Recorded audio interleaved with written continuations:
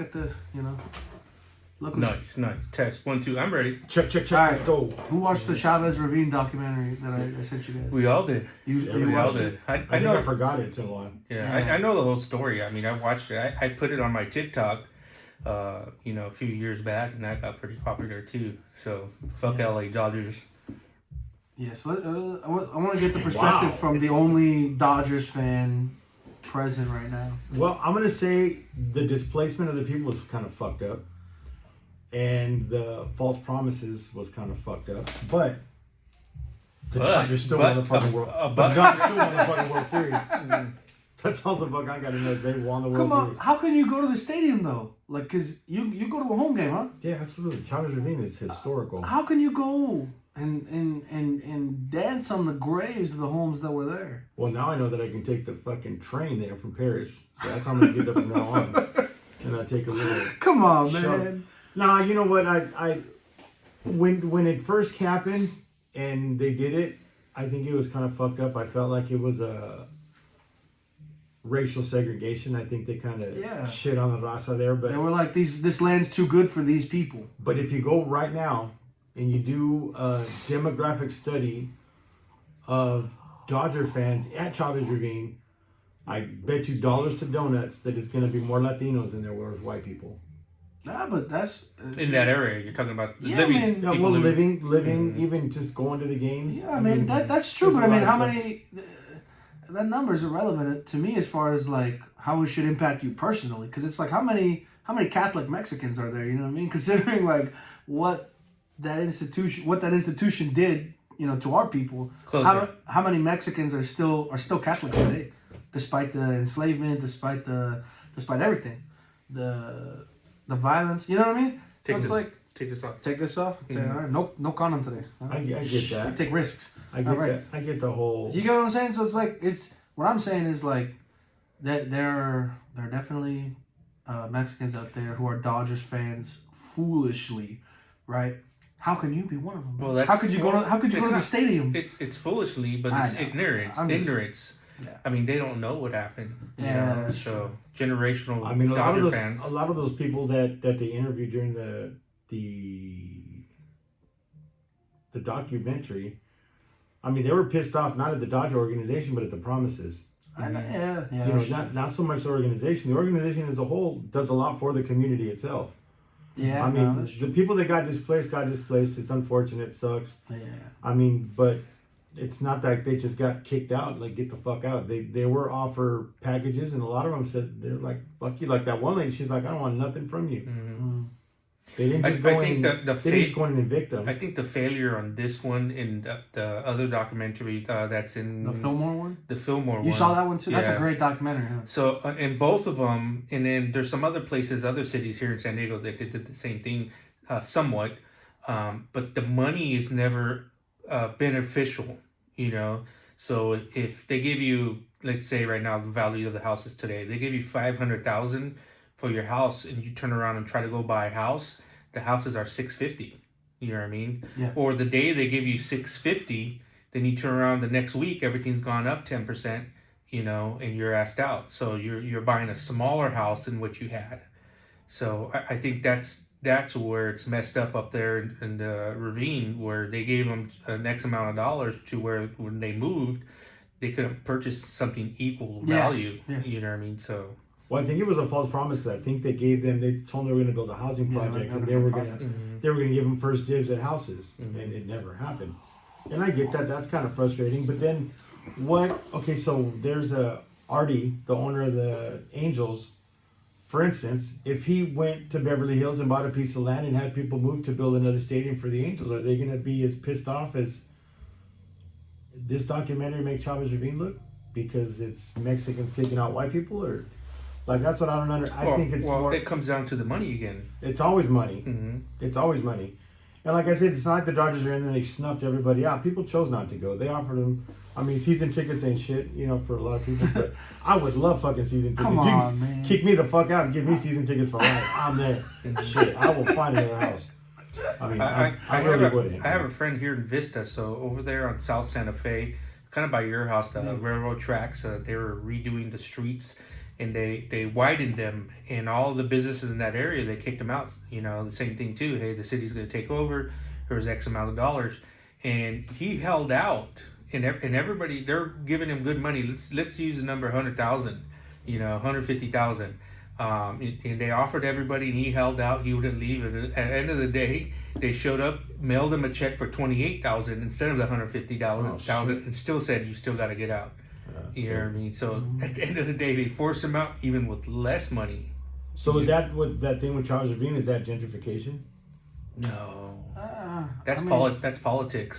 I think it's different because maybe by definition I would say no, just because I think by definition it implies that like a new people come in and that's kind of true, but that's not really what happened. There's not like people populating that area. So they came in and built this giant stadium. So Elijah, do you think the word or gentrification is even real? Absolutely. I mean, it's happening all over. Like is it purposely to gentrify? Like, hey, it's just a word for it. I mean, it's like gentrification. What it is really is like it's a sorry process that happens when an area is deemed to be more valuable than previously. You know, or it's just it's a replacement of people. There's new people coming in, the old people coming out. You know. Yeah, but okay, I own a house. It was crappy before. I fixed it all up. It's ready to go, and all of a sudden, the renters that come in next month or the next year, their contract's done, and I raise my rent. They can't afford it, but then a white guy comes in and he can afford it. Is that gentrification because I valued my house bigger? Listen, man, I'm not. I don't think so. I think, like I said, I think when gentrification, it's like. It's not something that's like, I think, done consciously by an individual. It's more like something that you would describe. You know what I mean? Like it's something that's happening that you would just. It's a word to give to it. They make it seem when they talk about it, it's malice. You know. That's the malice thing that you got a neighborhood. Let's use Logan Heights. That place was.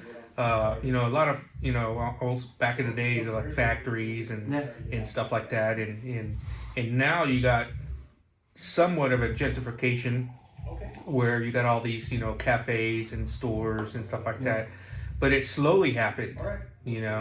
That storefront was worth $300 a month, and now they're worth $800 a month.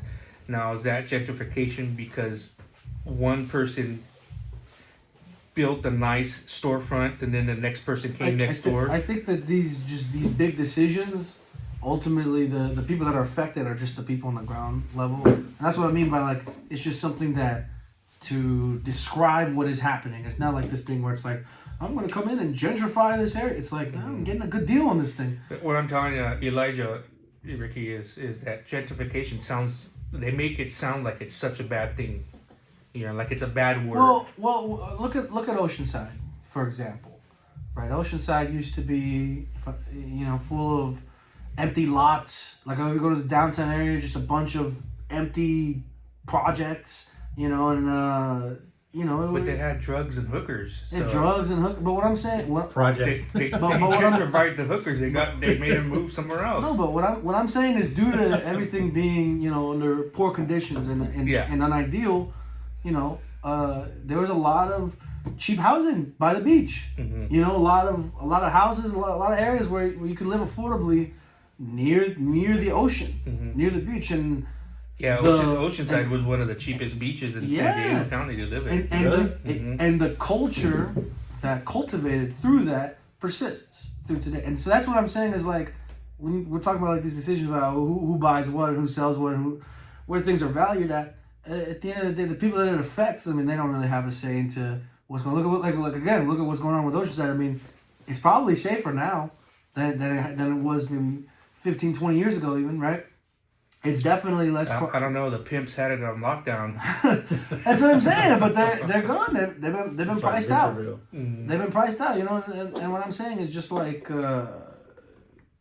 it affects the people, mm-hmm. And how they live now, is it ultimately a good thing for the greater good? You could argue. I mean, those empty areas, the slime, the slime and grime that used to cover Oceanside, it's still around in pockets, but I mean, no, it's way better now. Exactly. By and large, it's better for people. Well, so what I'm saying is, new people, white people are, it's Oceanside safe now, and they're moving in, and for a lot of people, you know, like I said, the culture and let's not be racist and say white people. Let's say 700 scores. 700 scores are moving in now. I don't know, man. I'm just saying, it's not something that I feel. So like you're just saying it's just a word for what's happening, the process. For what's happening, for the process of things getting too nice for the Mexicans to be living there. Yeah. You know what I mean? It's like they, I don't. Okay, well, so what I'm getting at is just every time I hear the word gentrification, it's always in a bad conversation. Well, it is if you're the guy living there. If you're the guy, suddenly there's no car shows anymore. There's nowhere good to eat. You know, like. It does suck for you to see your spot change. Would you call San Marcos gentrified in the restaurant industry? How do you mean? Elaborate. Well, the restaurant industry in San Marcos, you don't have mom and pop shops no more. They're all disappearing. You know, there's a couple here and there, you know, but they're all getting replaced by chains. Yeah. You know, all big chains. You know, you go to every city has a Starbucks, every city has a Chick-fil-A, every city has an In-N-Out, every city has Best Buy, every city has, you know, all these chains. But the mom and pop shops, restaurants where we used to be able to sit at a diner, they're gone. Yeah, especially now after COVID. Yeah, COVID. The ones that were surviving were gone. So is that a restaurant gentrification? Only the rich, you know, restaurants could come and survive. So one of the things that I've noticed in recent years, probably the last 10, 15 years, is a lot of the younger, we'll call them Chicanos just for the sake of argument. They're like, oh, it's because I'm Mexican. And and I'm grateful that the generation now didn't have to deal with the true Chicano racism shit that I did when I grew up, and I'm sure you dealt with it too. Mm-hmm. I think now they use that as I'm gonna call it a crutch, saying, oh, it's because I'm Mexican. They don't do that because I'm Mexican. No, because no, it has nothing to do with Mexicans. It has nothing to do with being white. It doesn't have nothing to do with being black. It doesn't have nothing to do with being nothing. If you want to go after something, go fucking after it. Mm-hmm. It has nothing to do with with the skin color, with your surname. I'm a de La Habana. I'm 100% Chicano. I was born in Arizona. My parents are from Mexico. But you tell me that I can't do it, I'm gonna fucking do it. Mm-hmm. You know, and if all these youngsters had the same ambition to blame somebody else for not giving them something that they want because they're Mexican towards getting their goal, shit would be completely different. Mm-hmm. And I think different parts of life would be viewed different. Mm-hmm. Because you're not going to tell me I can do something because I'm Mexican. You can kiss my entire ass for telling me that I can't because I'm Mexican. 100% not. I can make as much money as any white man, as any black man in the world. Mm-hmm. And if the youth now had that kind of I tell my kids now, don't ever tell me that you can't do nothing. You do it until you need help. And when you need help, I'll help you. But you can't go into a battle defeated. And that's for anybody. That's for a young white guy. That's for drug addicts. That's for alcoholics. And where's that coming, the gentrification? Is it because they're leaving the city that they should fight to stay or work more or work harder? Or I mean, you always, I believe in fighting. Mm-hmm. You know, everyone says, oh, the election this, the election that. The election has nothing to do with what I'm going to do for my family. Mm-hmm. Whether it's Trump, whether it's Kamala Harris, whether it's Biden. Rest in peace, Jimmy Carter just passed away. Nobody in office is going to direct my path for my kids. Yeah, that's what I've been telling people for the past year on this whole election where, you know, people are flipping out. It's like, dude, those guys aren't paying my bills. Facts. The left side, right side, it doesn't matter. Nobody's, at the end of the day, they pick somebody, you know what I mean? People are happy, I got to get back to work. You know what I mean? They're not coming to work and clocking in for me. Yep. That's what I tell people. As long as they don't shut down the fucking 15 South and I can't come to work, then I don't give a fuck who's in office. Don't tell me that I can't go make money for my family. Because I got a lot of people depending on me. Whether, like I said, I'm not into politics, and maybe that's my bad. Maybe I'm ignorant. I don't know. But they don't affect me. You know, I affect me. Mm-hmm. If Anna goes and I start slamming heroin and get slammed back and not pay attention to my family, that's my fault. That's my decision. You know, if I want to everyone else's idea of who I am affect how I live my life, well, fuck you. You know what I mean? I'm not that guy. You know, I tell my kids, don't let no one tell you that you can't do this. If they say you can't, try harder. And try until you just absolutely are So done. what you're saying is people, if people say that you can't live in this area, you got to move out. I'm moving in. Damn right. I am moving the fuck in. And if you tell me that you can't, I'm doing it. I live in an HOA in Temecula, and yeah, it's tough. Like, we're getting notices all the time. Oh, our trash cans are out too long, or you can't have this. We bought a pool for our kids one time because they wanted a pool in the backyard. It was just a regular stand-up pool above ground. We bought it, had it delivered, filled it up. The kids used it 3 times, and we got a thing from the HOA saying we had to pull it out. Why? Because it wasn't approved by the HOA. Jesus Christ, they're a bigger cartel than. Yeah, I so can't stand that shit. How does, I don't know, there's so much boredom going on in those areas where it's like, I don't know, man, with as much entertainment as we have access to as a people, how can you be worried about someone else's trash cans, man? Crazy. Go inside and read a book, man. And then, like, after the holidays, like, we have until January 1st, the end of the holiday season. Like, with a week after that, lights have to be down, nothing can be out, and it's got to be back to normal. That's why I'm worried, man. I think, like, those HOA ladies, like, they want an apocalypse to happen, man. They just can't wait to, you know, like, sell waters for $70 and stuff. They can't wait. Yeah, that's crazy. You know what I mean? That's why I like to see small businesses, Latino owned, even black owned, you know, even people like mom and pop shops, like Victor was saying. It's good to see people that are wholesome, hardworking Americans that are going to go out there and get your money. You know, at the end of the day, they say, are you Mexican? I'm of Mexican descent, but I'm an American. You know what I mean? I love my country. My son fights for us for our country, and I'll always be an American. But I am of Mexican descent. You know, my roots don't ever change. I'm gonna be Chicano till the day that I die. You know what I mean? I love my culture. I love my people, but I love everybody. And I've gotten out of my. I went through a racist phase when I was in high school. You know, I grew up in the hood, and, you know, we weren't allowed to, you know, function with black people and whatever. But I got out of that. You know what I mean? And it was the stupidest part of my life. You know what I mean? But I was never racist. Marijuana unites. there it is there. But yeah, it's just, I don't know. It's tough. I mean, I'm grateful that none of my kids have to see the shit that we had to go through as youngsters, you know, with the... Because then we were definitely targeted. We're like, oh, yeah, watch him. Like, when I was with my son in Maine... Yeah, I walked into a fucking mall or a store. All eyes were on me because there was probably 6 Mexicans in that whole fucking state. So I walked in there just watching me. Whatever, follow me. I wish you would. You know, and I'd fuck with them a little bit. I'd grab stuff, walk around, kind of just put it by my side. I'd go put it down. Stop me. I wish you would. But it's just, you know, it is what it is. You know, Elijah's generation, they don't understand the 80s and 90s. Like, they see the movies and they think it was just in LA and that was it. No, that was every neighborhood. Every neighborhood. Everybody, like, dude, that was the culture. That was everybody. Even if you were a nerd, you wore Dickies and white shirts. You know, it was just everywhere. You know, if I could tell, well, he knows all the stories. You know, my house has been shot up, holes all over the place. We lived in Mira Mesa, you know, as bachelors. You know, having parties, people getting stabbed at the parties, police coming, you know, people getting shot at the house. You know what I mean? It was the 80s and 90s, and they don't have to go through that. Yeah, no. Well, there's all that going on somewhere. You know what I mean? Oh, yeah. But like Chicago. me, I grew up in the fucking hood. Like, down the street from my house was a park where all the homies used to kick it. Then you go, I mean, like, we were the hood.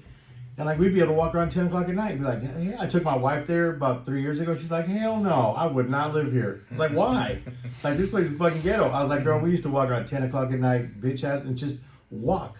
And the worst that would happen at that point, you'd see someone from another hood or someone talking shit, you just get down. You fight. Squabbles, just fists. Now you don't know if these damn youngsters are going to whack you, if they're going to stab you, shoot you, run you over, come back with a car full of homies and jump you. All I know is they won't be able to catch me. Their jeans to their ankles. The little skinny jeans. The skinny jeans are not gonna catch me. Yeah, I don't know, man. People look violent, man. You know what I mean? Like, Yeah, with their like bowl haircuts. Like you said, like, I don't know, man. I don't know about that. People just seem quick to shoot people now, man. Yeah, they're real Like, quick to it's shoot. just- Like all the it mass scares me. shootings.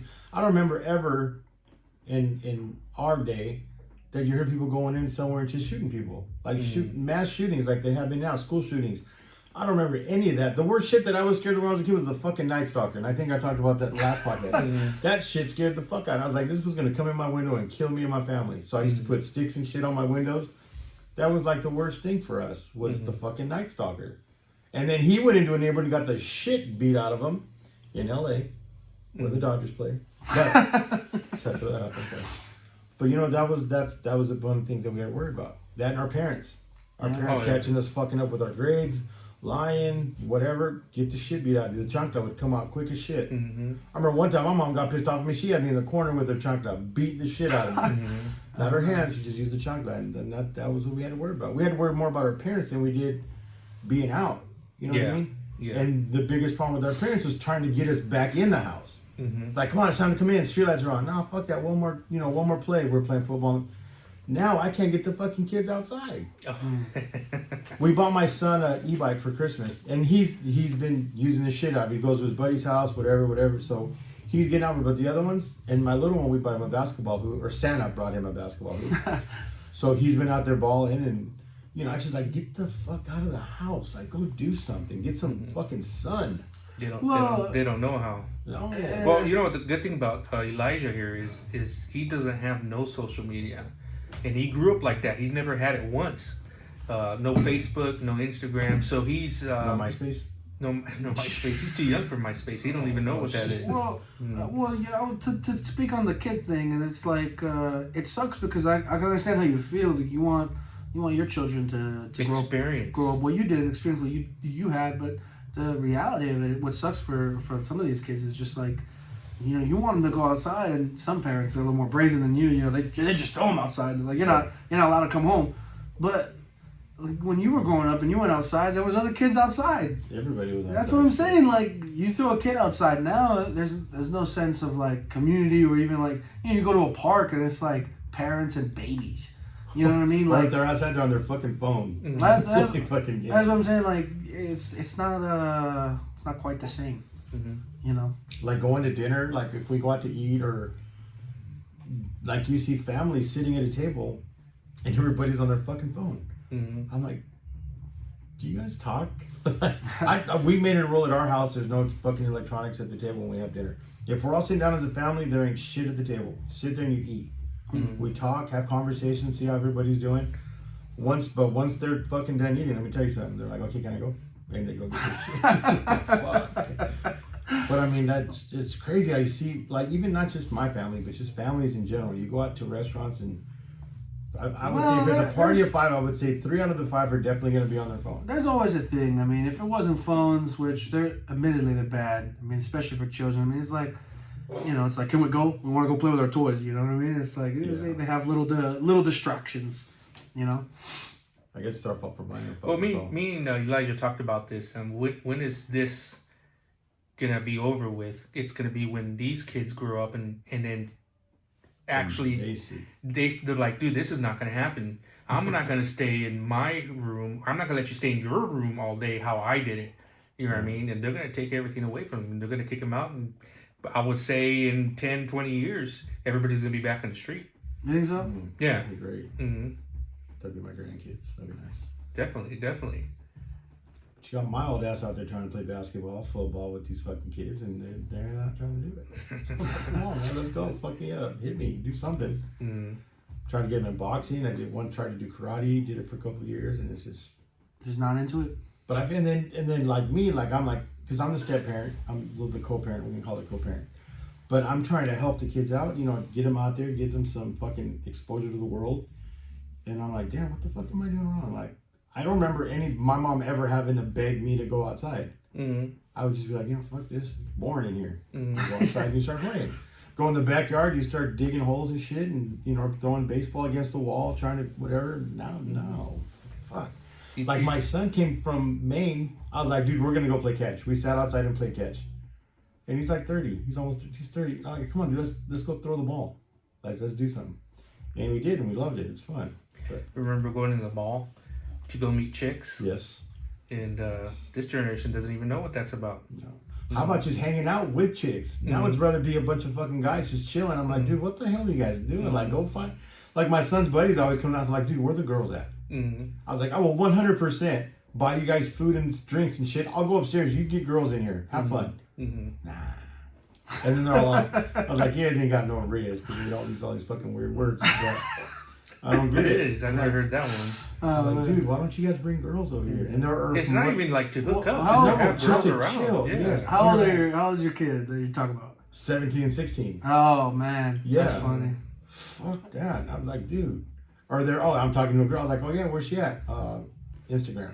What the fuck? She goes to a different school. She's in Florida. She's in Florida. She really likes me. I met her in summer camp. Yeah, I'm like, fuck, dude. And then my 16-year-old, he's like, I'm going to my buddy's house. He goes, we're gonna get all the hoes. Well, go over there. There ain't no fucking girls going over there. Shut up. You know damn well, ain't no girls going over there. If you guys bring in the house, man, I'll buy you guys food. I'll whatever. Just come interact with. I'll tell you what. If any of these youngsters have game, they're gonna get the hottest chicks out there. Thanks.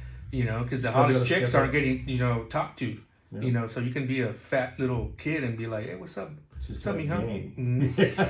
Done. Like, she's gonna think she's ugly and everything. Yeah, agreed. Yeah, it's crazy. But, yeah, it's life. Weird. I mean, it turns around. Generations, dude. The way the generations, just shit is totally fucking different. Like I don't. What's crazy to me to think about is like the people like to think of the future and to think like I will probably look at the next generation how you're talking about it now. You know what I mean? Like how old are you? I'm 21. Oh fuck. That's what I'm saying. It's gonna be what you're talking about. Like talking to the mic. To think about how foreign life is gonna be. You know what I mean? Eventually. It's fucking crazy. Yeah, like but I think that's how it's supposed to go. You're supposed to. You think about your parents and your guys, the generations and generations that came before that. You're supposed to hit a point in life where you go like, why are the guitar solos so long? And you're just not supposed to understand the music. You know what I mean? Like you eventually hit a point where you gotta break off a little bit. You're outside of what's new and hip. Right. You know what I mean? And it goes beyond the point of your understanding. You know. But on that subject, the future, man. The future is going to be crazy. We think we can see it, but I was reading an article or listening to something the other day. Technology is getting so fast. There's a guy right now who's trying to, he's trying to put legislation up or trying to figure something out to slow it down. He's trying to purposely slow it down because he says what's happening is technology's happening so fast where it's learning its own system and they're becoming more smarter than the person who's running it. And before you know it, the computer's more smarter than the person, and then the person can't control this, whatever it is, this technology anymore. It's gonna be Terminator, dude. You're gonna have Arnold Schwarzenegger. And I see it. I mean, all these apps, writing books. I mean, I got an app on my thing where I just put 2 words in it. Makes a whole paragraph, whole story, on 2 words. I think what scares me about all that is that, like, people in the future and like as time goes on, like they're able to convince people to not be concerned about those kinds of things. Because like for me, one thing that I'm terrified of, that I think about all the time, is like how comfortable people are getting with self-driving cars.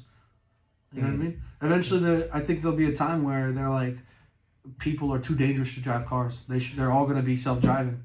And self-driving for us back in my day was fucking cruise control. Yeah. When the first cars came out with cruise control, like that's fucking badass. You know, and now these motherfuckers drive themselves. Just push the button. Imagine. No, push. You gotta push the gas, push the button, let go, then put set. Oh yes, that's what the day. I'm telling you, man. There's gonna be a day where hopefully not, but I fear that there'll be a day where just every car, just like a Tesla, where you hit a button, you say where you need to go, and it'll take you. But the problem is with that is that if you're a problem, or if for whatever reason they don't want you to, they could turn your car off. And then you don't know how to drive. And you don't have the you don't have the tools. You don't have the you don't have the chip in your arm, so you can't. Yes. I'm saying the cars, they won't even function to be manual anymore. Like they won't even drive. Like you won't be able to drive it. They'll be able to just turn it off. Wouldn't that be safer? It would be safer, but it'll come at your own freedom, at your own autonomy to go where you want to go, when you need to do it. Well, you can walk. I mean, if you're drunk driving, you get caught and they turn off your car, or you have a chip in your arm and you can't jump in someone else's car because your chip won't turn it off. That's exactly what I'm trying to say, man. That's coming, man. How about... He doesn't want to take the rights away from the drunk driving. Not even, man. I'm just talking about your right to drive anywhere when you need to. Like, I was having a conversation about this with one of my brothers. He was arguing me over this, about how he was saying what you're saying is like they're gonna be safer, right? Mm-hmm. But like, I don't know, man. Like, I don't know how you could hand over the keys like that, like to just let somebody possibly turn your car off when they wanted to, and they'll come up with excuses. I mean, look at the phones. They'll be like, here's a scenario. Well, I'm gonna start making an app. A hack app for that already. So people gonna come to me to hack your car. I don't know, man. Like when you were growing up, how possible do you think it was to think that everybody was trackable? You could know where every person in this country, more or less, is in any given moment if you need to. How you know what I mean? Like how feasible was that when you were? I came from the generation of pagers and cell phones. And payphones. No, but I'm not even talking about that. I'm just saying, like, no matter what, the cops know where you are, or the government, if they need to, they could know exactly where you are. Like my wife. She's watching right now. She's listening. She knows everything.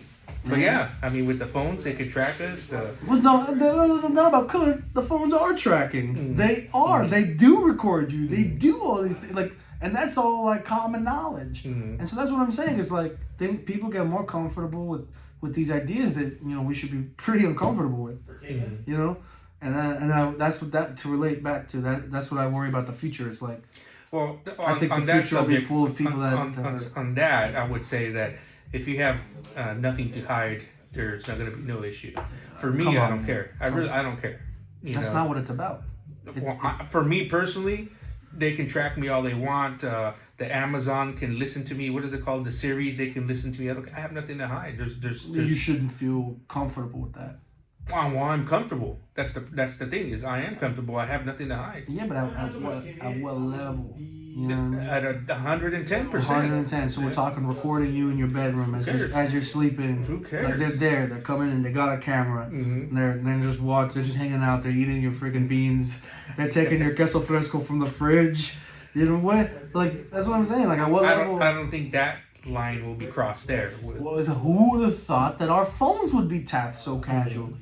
Well, it's not tapped. They're tapped. They could listen in. You opt in. You can turn off your phone. That's what I'm saying, but I'm saying so casually. Like it's so, it's not even a big deal. You know what I mean? It's known about. It's not a secret either. That's what I'm saying is like, what do you think, what more do you think you can be convinced of? Do you think TikTok is an issue? For different reasons than I think people think it's an issue. I don't know. What reason?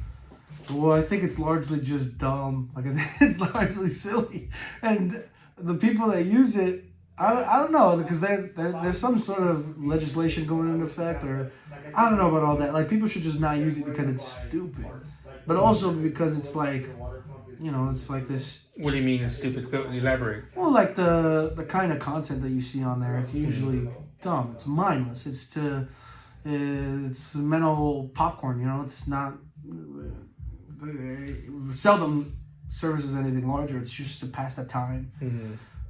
But there's no nutrition in it. That's what you're saying. You're not learning much. You're not hardly. I mean, every now and again you learn a fucking pasta.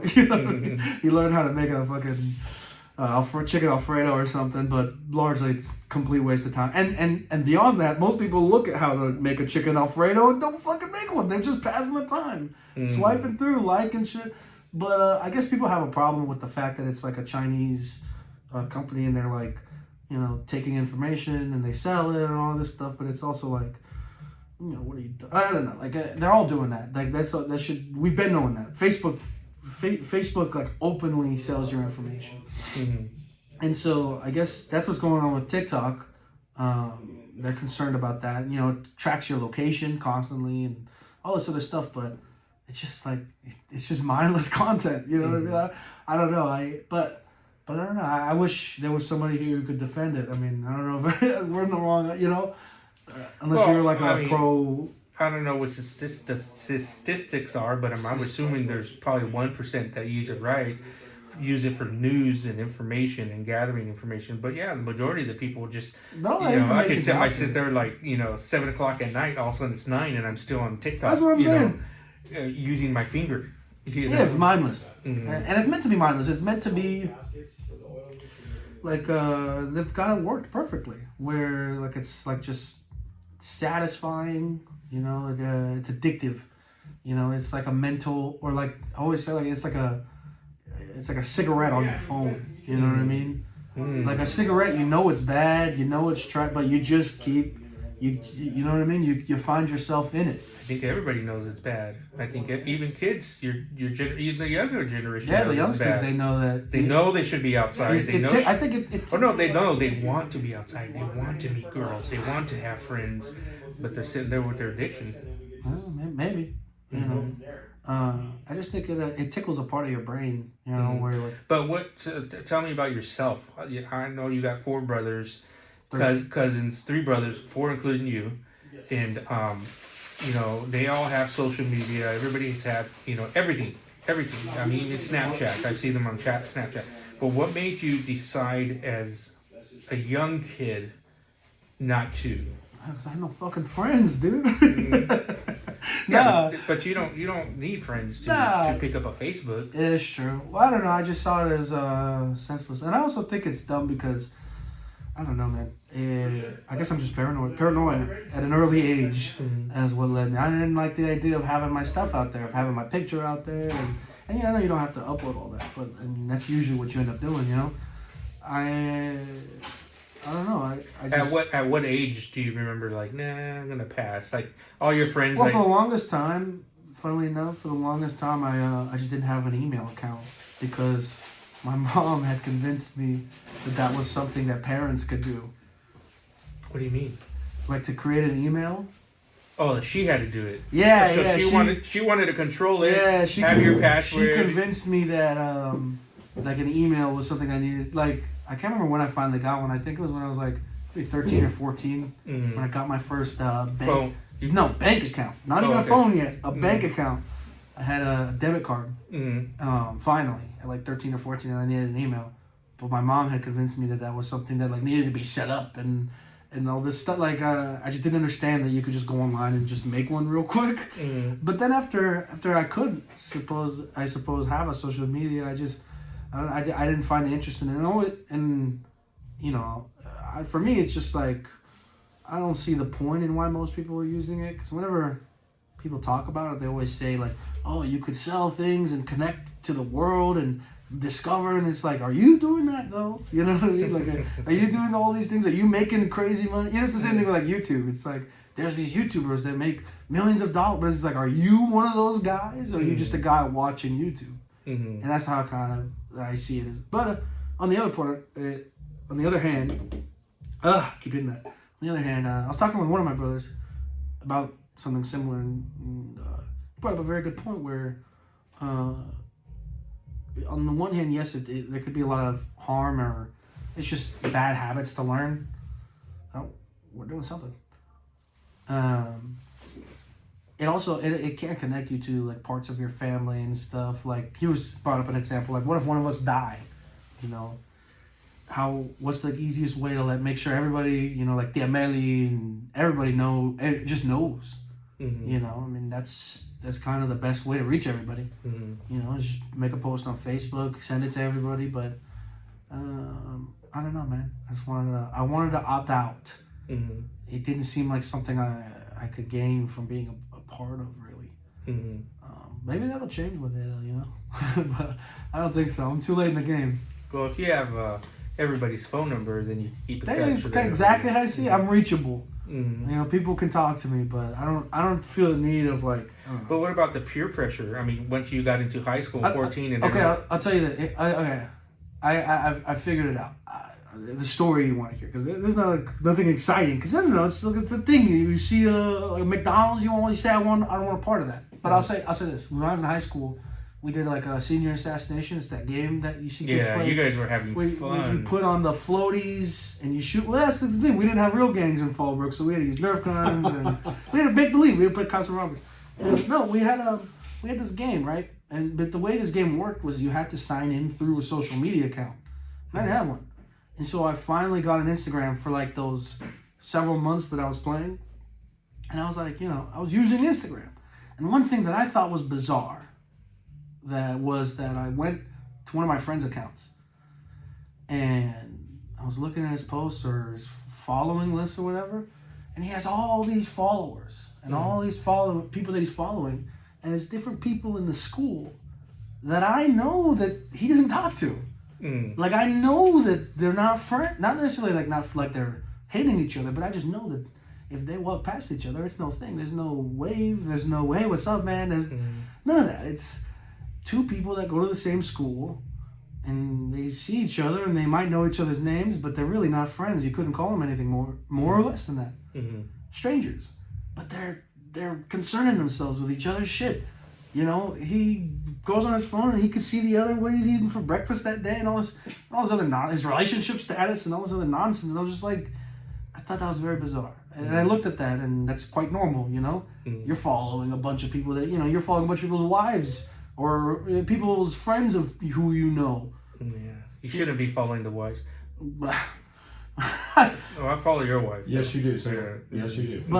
But people are doing it for the wrong reasons sometimes too. That was what I was saying is that it was bizarre and it was not a reflection of what I saw as far as like interaction, not a reflection of relationships, not a reflection of anything. It's internet nonsense. Anyway, so yeah, that was when I was like in high school. At that point I had already, kind of missed the window, but I was like a senior in high school, I think, when I saw that. Yeah. I remember you were a senior when you started doing that game. Explain to Ricky a little bit more detail of that game. Oh, the game? So it was crazy. You guys were waking up in the morning and so showing how up to it school works early. is you have like a buddy, a partner in crime, and and you are given 2 targets from the game, from everybody who plays in. And how many people would be in the game? The whole class. The whole senior class. I think my daughter did this because she just graduated. She graduated a few years ago too. I think she went. So how it works is your targets. You gotta record yourself shooting them, but you can't shoot them on school grounds. And I think that's it. Actually, you can't shoot them at the school, and so you gotta catch them outside. And if they're at their house, shoot them with the Nerf ball, right? Nerf gun. Yeah. And if they're at their house, you have to be invited in. I think there was probably no breaking and entering. There was probably a break-in that happened. What's the fun in that? But here's the thing: is you might have a target, but they don't know that they're your target. And so as long as they invite you, kind of like puppet. Yeah, exactly. Little puppet. Yeah, poor puppet. Man, it was messed up that they made him kill him. They shouldn't have got his brother to do it. That was fucked up. It's the way it is. That always got me mad. Like, I feel like he could have been there. He could have been the car ride. He could have set it up. Yeah, he was going through it too, the whole car ride. Oh, man, when he's choking him out and he's crying too. He's like, don't look at me. Don't look. Yeah, man. Go back to the game. Oh yeah. He's got to keep you on track. So if I let you into the home for whatever reason, like you're just coming to hang out, you're shootable, right? And how it works is you got to record it, and the only thing that could stop a bullet is if you have like a floaty out. But I think if they you have to put on like a pool floaty, but if your target takes a picture of you just hanging out, walking around, let's say you need to go grocery shopping or something. If they take a picture of you with the floaty and they send it to whoever's organizing the thing, they'll post that picture and be like, all right, you're not safe anymore. Not even the floaty can save you. So you gotta, and then if you shoot the guy trying to shoot you, leave it. If you shoot the guy trying to shoot you, you gotta record it. But yeah, I think that's most of the rules of the game. It's You guys were like waking up at 6 a.m. and go traveling to people's house, waiting for them to get out and go to their cars. Yeah, it was real war. Stuff. It was real war because what you would end up having to do is you would start alliances. You would join up with another team, and it was an honor system. How it would work is to stop everybody from turning on each other. You would all take a video of you shooting somebody or shooting everybody there, and so now it's like, okay, now we all have the ability to end each other, and so we're gonna work together to get this group, this alliance or whatever. Yeah, man. It Damn. was war. That's all video game stuff That's there. crazy They probably shit. learned that from video games. War, man. It's hard out here, man. I guess so. Shit. And what was the name of the game? It's just called Senior Assassination. Senior Assassination. Fuck yeah. Yeah. Or That's crazy. and then you could opt out. You would have to kill your what was it? I missed something actually. You could poison people. What the hell? And so if you got like a bottle of liquid like this, right? And underneath all you had to do was draw an X or put like a sticky note that had an X, something like that. And if they drank from that container, they're dead. Oh wow. Yeah, you could poison. I forgot about that. Yeah, because somebody poisoned somebody else. You could poison them. Didn't have to be a gun. What are the spoils of this shit? Like, what do you win for doing this? Money. Everybody buys in. Oh, we win money. Yeah, so shit, it's like murder for hire then. that's what I'm saying. So you get hitman shit. You have groups of 2, and I think you buy in for like $20 or something crazy. So yeah, that's a good amount of money if you win. That's what I'm telling you. What would always end up happening is they split the pot at the end. Usually, you get a group of 4 or 6 where they're all like, all right, we don't want to constantly, be looking over our shoulders. Let's just split this money. That's fucking crazy. Little mafia right there, split everything. We're doing that shit for real. Yeah, no, it wasn't nearly as fun, huh? Your bullets were The real. craziest thing that I saw was I think my daughter did do that, but she also participated in the Dare thing. Where there was a big event on the school campus, and you were either a family member or you were one of the people that got killed in a car accident, or you were the actual driver. What? And like they would segregate you, like they'd put you in hotels. You couldn't contact family. You couldn't contact nobody. And then one day at the school on the football field, they put out this big old accident and people like dead and shit. What? It was fucking weird. It's crazy. Yeah, and my daughter was excited to be part of it. I was like, what? What the hell? This was in Temecula? Thug ass Temecula. Dude, you guys are weird up there, Yeah, man. but it was weird. The fuck, you guys were fucking assassinating people for money. I know, we got money out of that. How much money did your kid get for doing it? Laid out all dead and shit. You guys are fucking planning out career paths. And what the fuck? It was a fun game. You know what's funny? I remember one time, for some reason, and it's funny because, like my Theo will mention, I don't, I'm not no fake, I'm no poser. It's like, I grew up in Fallbrook, There's stuff going on in Fallbrook, but it's pretty tame, right? Right. But I remember I used to walk at night. I used to walk I used to walk like a mile at night, just to walk, Yeah, a little bit, but Right. just to walk. And I remember one time at night, for some reason, this was around when we were playing that game. I was walking around and I seen a car in this street. Like normally people are speeding or they're coming up on a light to turn left or something. This car like in the middle of the street just creeping, and I freaked out. But not like somebody was gonna shoot me with a Nerf gun. For no reason at all, I thought somebody was gonna come up and just shoot me. Murky. And then they rolled down the window, and it was 2 white girls that I knew. Like, hey Elijah, what's going on? Fucking boys in the hood shit. I know. I swear to God, I thought I was done because where there was nowhere to run. I was by the high school, and so on my left, it's nothing but fence. There's nothing but I could hop it, and then it's just open street. And so there's no trees, nothing to hide behind. I thought I was toast, and then there's just 2 girls. I know a sheriff that works out there in Fallbrook. And I'm like, dude, is it popping over there or what? He just kind of fucking like, no.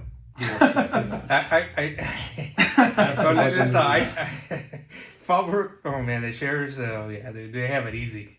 I'm not gonna say much, but I know I don't know the sheriffs, but I know what they do, so they got it easy. We go to eat. They go to that brewing Q whatever out there, the firehouse place. Yeah, the barbecue. Yeah, they go out there. He's like, yeah, I'll go out. I was like, shit. When we go out there, I'll call you. He goes, yeah, I'll come meet with you guys. I was like, oh yeah, that's not a busy fucking sheriff. Yeah, exactly. They're having serious lunches there, dude. Yeah, I bet. I mean, well, like I said, there's things going on in Fallbrook, but it's pretty. Aren't you guys like the back gates to one of the bases, the military bases to Camp Pendleton, right? Yeah. Yeah. Yeah, there's a gate. It's probably the worst fucking part of your whole city. The fucking Marines. Yeah, I mean, I don't know. I think Shut up, Marines, though. I think it's just more like the small town blues. You know what I mean? You get when you grow up in a place like Fallbrook, you kind of idolize like big cities, and you know, you see like a romanticism in it a little bit when you grow up in a town like that, you know. It's like that Bruce Springsteen thing where you just want to get out and, you know. Where did you want to go when you were growing up in Fallbrook? I was growing up in Fallbrook. Dream destination. I was typical. That's a good question because like when I was in like 5th or 6th grade, I remember vividly thinking like, man, I want to just live in New York City. Oh shit! And just well, I remember thinking like it'd be cool to like, cause you know where Nana lives. It's like, man, it's cool to think about. This is what I thought was cool in 5th grade was being able to leave your house and being walking distance from business, from like a place, just anywhere. I remember thinking about that, like being in the city. Yeah, just being close to where people are, like the hub, you know. That's what I wanted when I was growing up. But then you grow up and then you're like, that sucks, dude. I love cruising. Like I love driving around and wasting gasoline and just none of that in New York, you know. No, I think I can live in the city. You think you can? Oh yeah, dude. Really? Like, that's my dream. Where did you want to live? You grew up in Modesto, you said, right? Yeah. Where did you want to go when you were a kid? Well, I don't know if like I wanted to go. I was ignorant. I mean, I didn't know nothing was out of Modesto.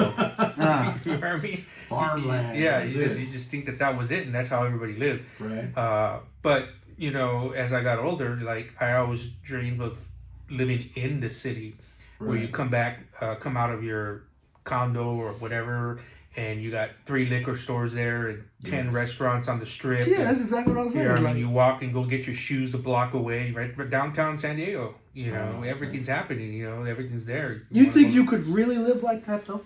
I mean, I don't think having a kid or anything, but as an adult, yeah, hell yeah.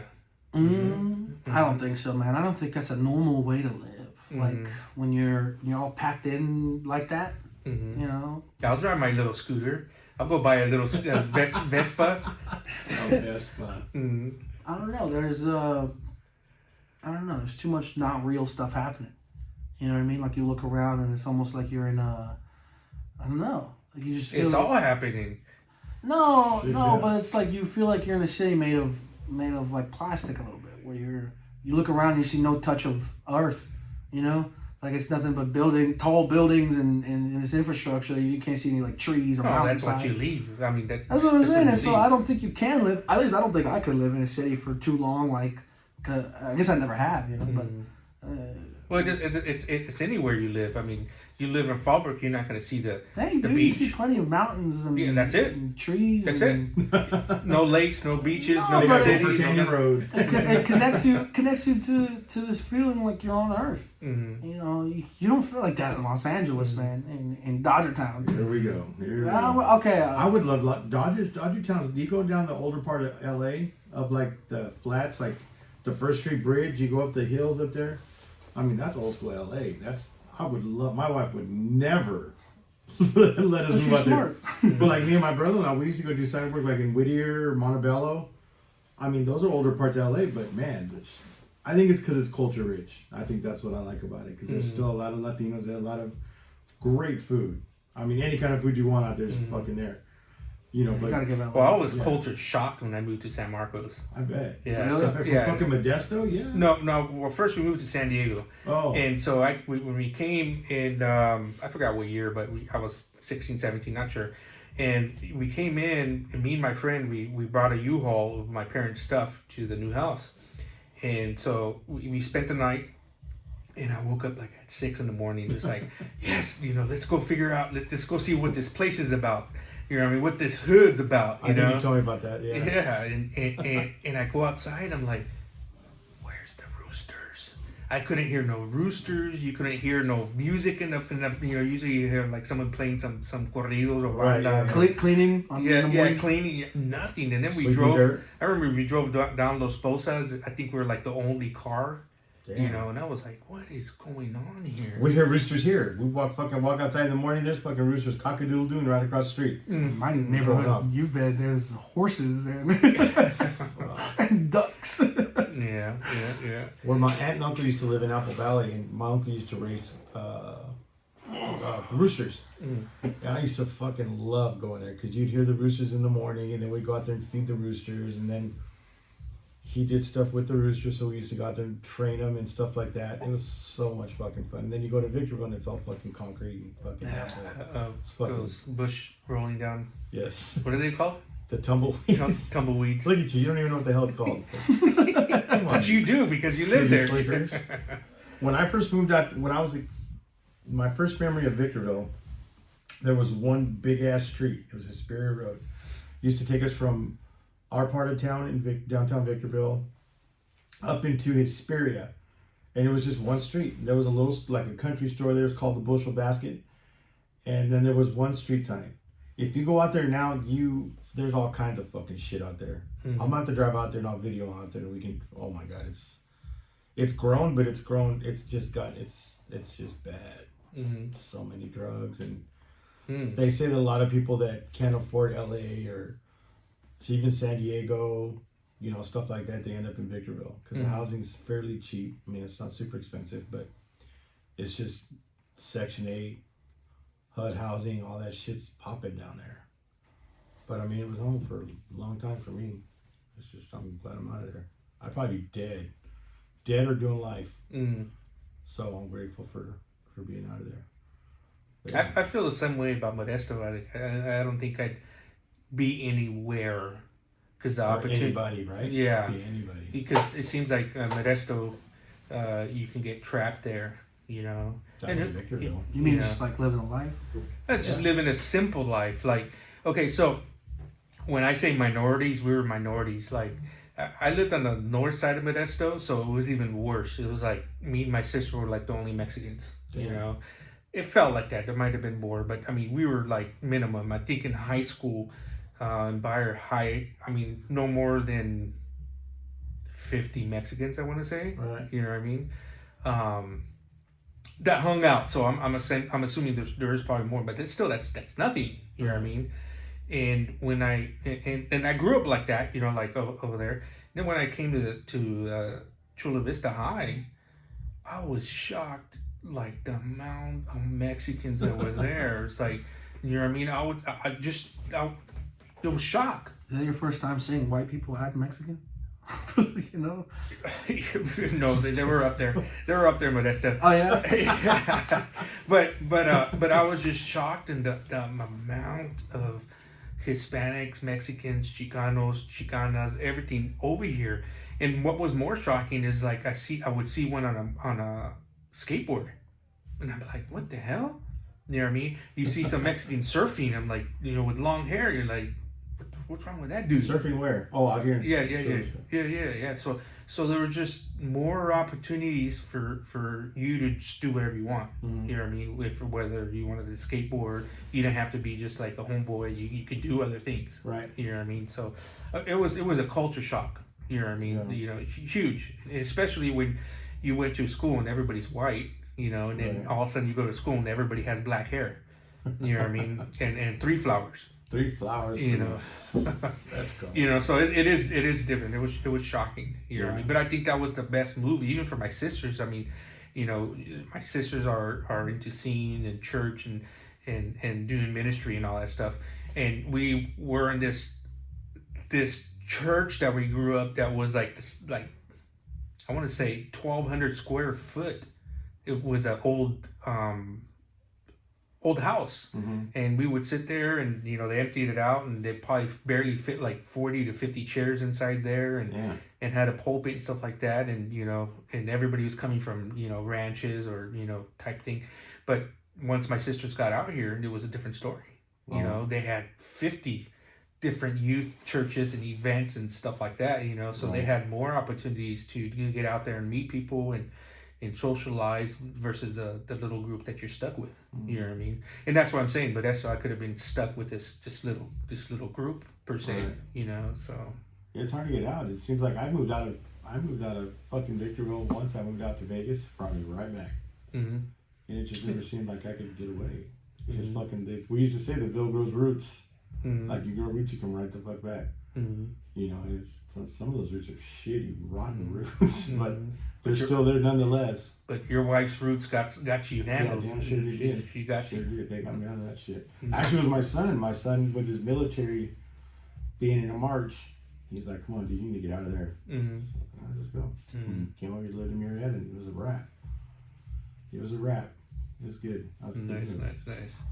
All right, guys, let's end this one right here. go ahead, call it out. All right, let's shout out Centric Auto Repair for putting this together for us. Thank you, Centric Auto Repair. This is in the Loop, North County. We'll see you guys next time. Bye.